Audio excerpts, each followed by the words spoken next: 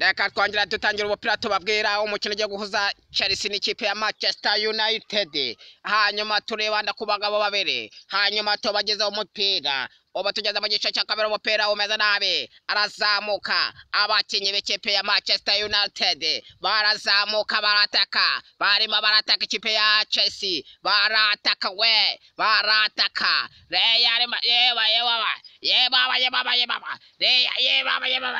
Manchester United irasaze. Abakinnyi bose bari hariya nta n'umwe nabasha kuvugamo, abakinnyi bose bameze nabi. Manchester United barimo barataka ikipe ya Chelsea, ikipe ya Chelsea barimo barayataka bagacanga muri kibacanja mucanya. Ikipe ya Chelsea iragaruka neza mu mukino, nayo abakinnyi b'ikipe ya Chelsea nta mwanya dufite, wo kujya dusoma abakinnyi bose. Twebwe turareba ikipe zimeze nabi hano kandi zirahanganye. Ikipe aragiye umukinnyi w'ikipe ya Chelsea. Ntabwo dukeneye amazina kuko abazina yose musanzwe muyazi, kuko ayo mazina yabo bakinnyi bose ni ibyamamare. Reka noneho turebe ikipe ya Chelsea irabazamuka yataka Manchester United yibuze neza hano hagati mu kibuga. Reka turebe umukino njya rugamba. Ikipe ya Chelsea irazamuka imbere y'amazamu ya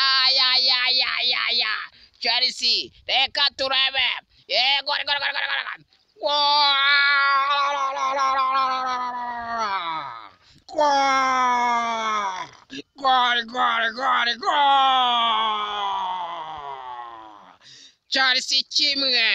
Chelsea kimwe Manchester kubusa. Chelsea kimwe Manchester ubusa. Chelsea kimwe Manchester United ubusa mu mukino w'igice cya kabiri. Reka turebe noneho umukinnyi baratambura abakinnyi b'ikipe ya Manchester United. Abakinnyi b'ikipe ya Manchester United baragaruka basubira inyuma, baracenga abakinnyi b'ikipe ya Chelsea barimo baribura. Reka tubabwire muri kumwe na wa munyamakuru wogeza umupira w'amaguru mu bigaragara ndetse no mu bitaboneka. Bamwita kasafuriya kajerekani gasuperi cyangwa se gafurusheti. Reka mbabwire ikipe ya Manchester United irimo irataka iragashwanyaguza abakinnyi b'ikipe ya Chelsea bakabutura yenda kuvamo. Reka turebe Manchester United igiye kwishyura igitego, irazamutse.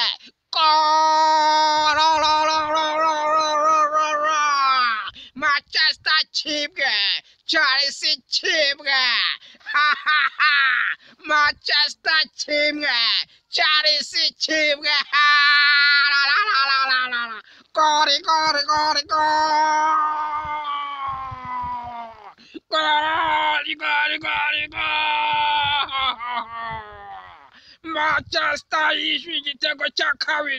Manchester yishyuye igitego cya kabiri. Izazame za Chelsea ziraho zirasabye. Ariga go Manchester United.